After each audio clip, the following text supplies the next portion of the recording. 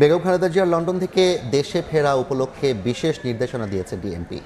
এদিকে কাল এসএসসি পরীক্ষা থাকায় নেতাকর্মীদের সড়কে জট তৈরি না করে অভ্যর্থনা জানানোর নির্দেশ দিয়েছেন বিএনপি মহাসচিব।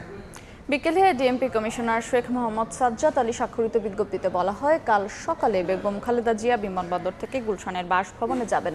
তাই সকাল থেকে দুপুর পর্যন্ত জনসাধারণকে গুলশান বনানী থেকে এয়ারপোর্ট পর্যন্ত রাস্তায় অবস্থান না করে ফুটপাতে অবস্থান করার অনুরোধ করা হয়। হজযাত্রী সহ ওই এলাকার এসএসসি পরীক্ষার্থীদের হাতে সময় নিয়ে বাসা থেকে বের হতে বলা হয়েছে। এদিকে কাল নেতাকর্মীদের সড়কে জট তৈরি না করে বেগম জিয়াকে অভ্যর্থনা জানানোর নির্দেশ দিয়েছেন বিএনপি মহাসচিব।